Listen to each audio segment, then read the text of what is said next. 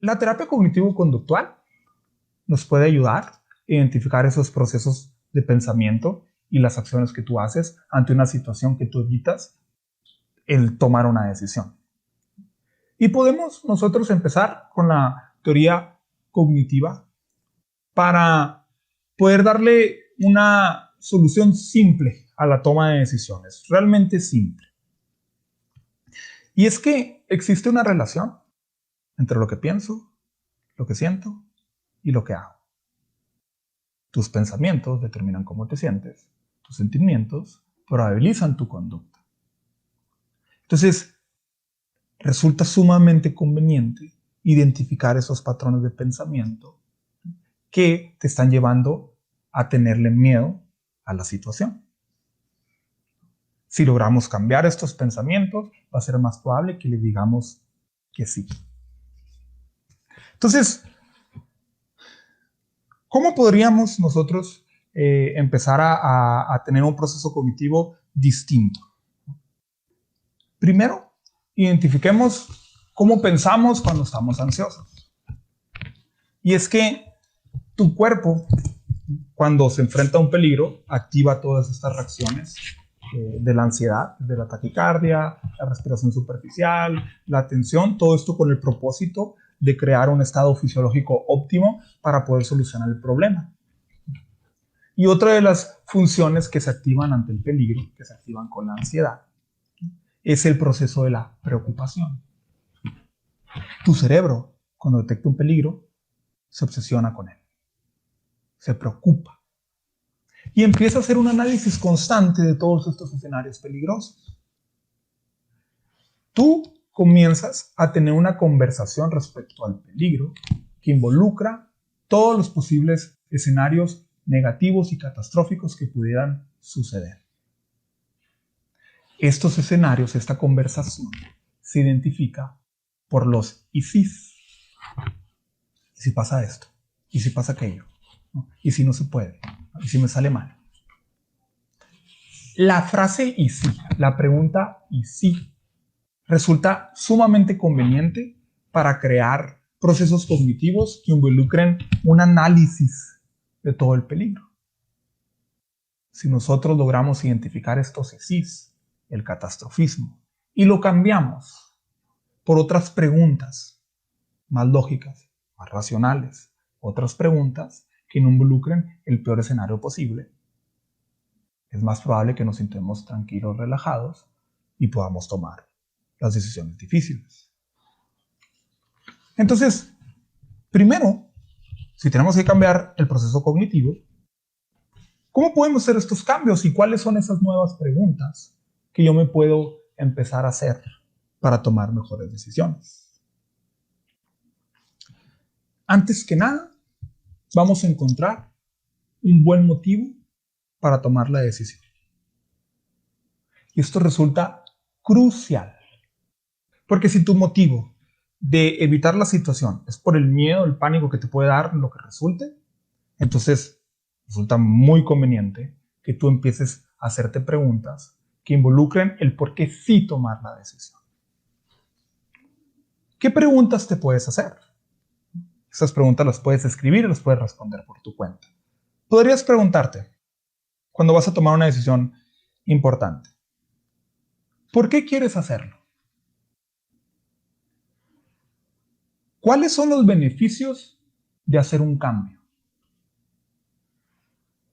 Si obtienes estos beneficios, te vas a sentir mejor. ¿Cuáles son las desventajas o las consecuencias de continuar haciendo lo mismo? ¿Y cuáles son las desventajas y consecuencias de hacer cambios? ¿Vale la pena correr el riesgo por lo que vas a obtener?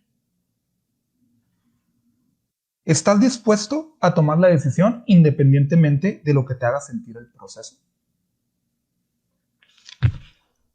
Va de nuevo. En lugar de preguntarnos el peor escenario posible, nos hacemos preguntas que involucren una mejor situación, que nos ayuden a motivarnos a tomar la decisión. ¿Por qué quieres hacerlo?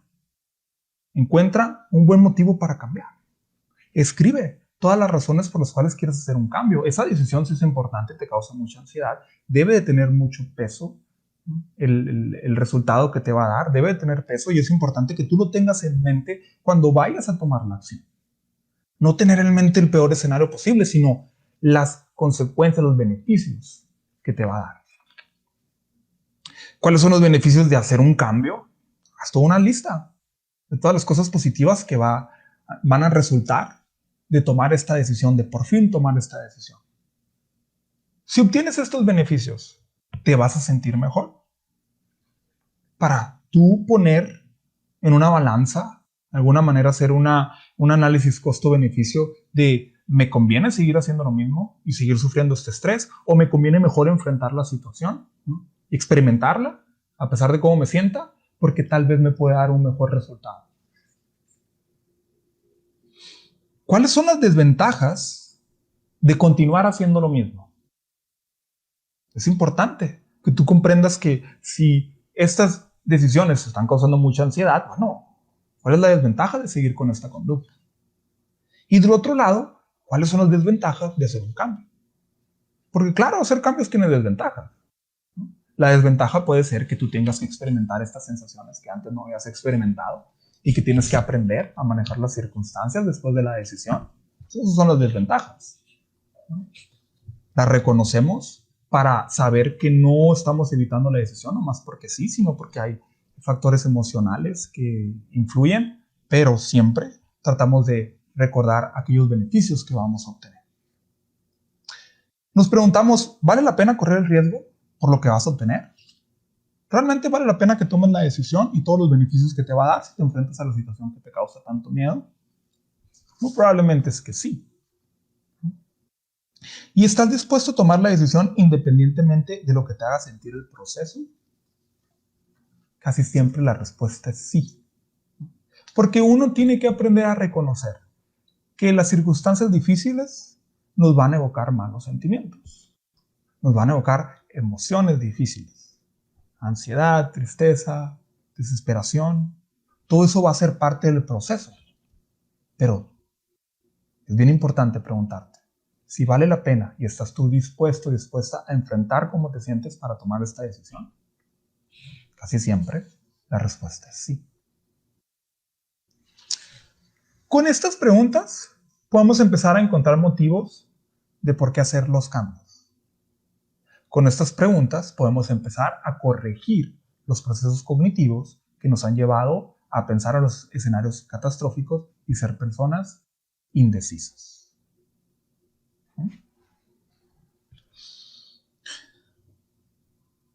Buenas tardes, Lupita. Buenas tardes. Qué bueno que andas por aquí, siempre acompañándonos, te lo agradezco.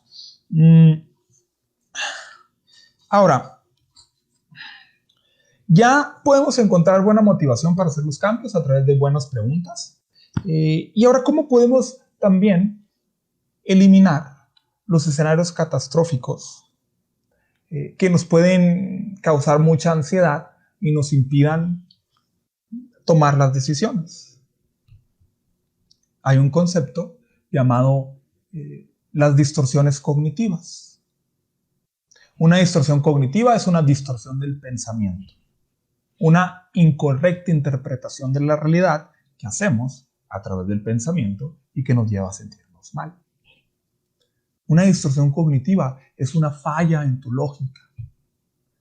Una falla en la lógica que te lleva a sentirte ansioso, triste, culpable y que va a determinar cómo te terminas comportando.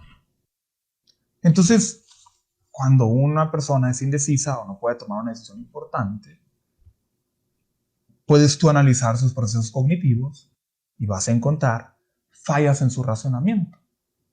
Vas a encontrar distorsiones cognitivas. ¿Cómo podemos nosotros eliminar las distorsiones en nuestra cognición?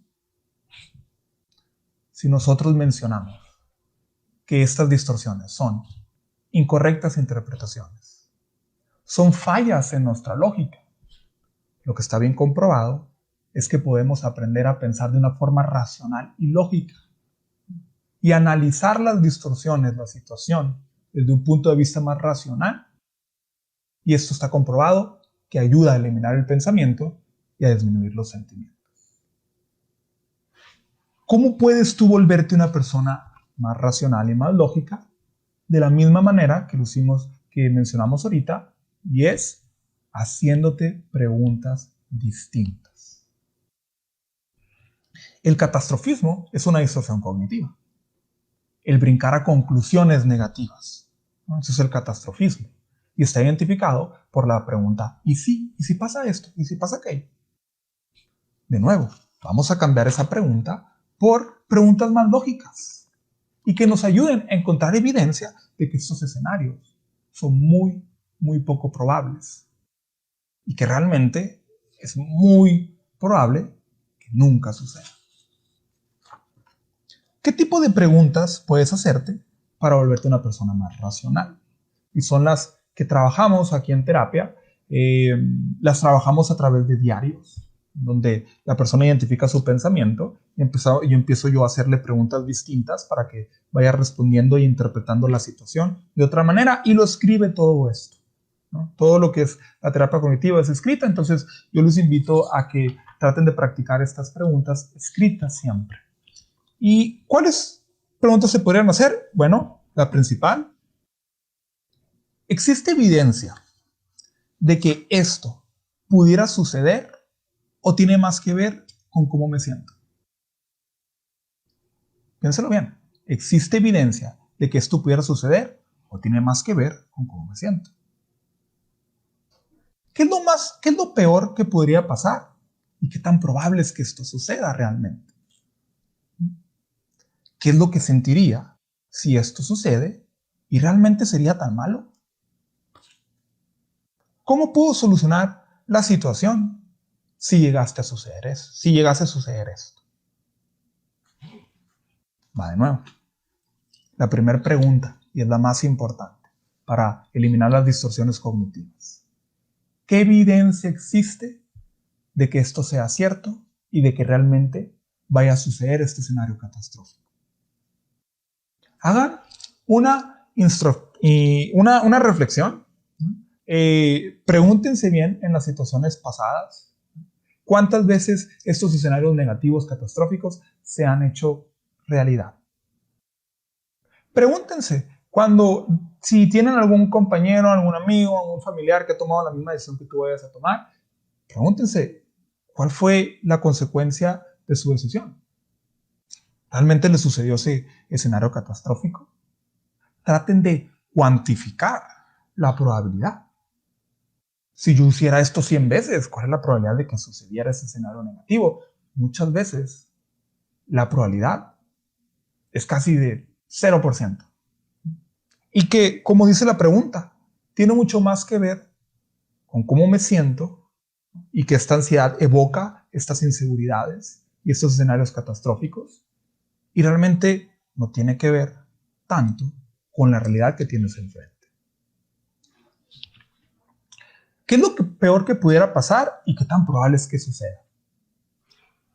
Bueno, si vives bajo el pensamiento negativo, pues analicen un poco qué es lo peor realmente que pudiera pasar. Pero qué tan probable es que esto suceda.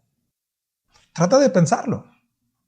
El peor escenario posible, el escenario más catastrófico posible, casi siempre viene de la irracionalidad. Viene de hacer un análisis profundo de la situación y llegar eventualmente, ¿no?, al peor miedo que te pudiera evocar. Es una forma de prepararte para los posibles peligros, pero no significa que ese escenario sea el probable.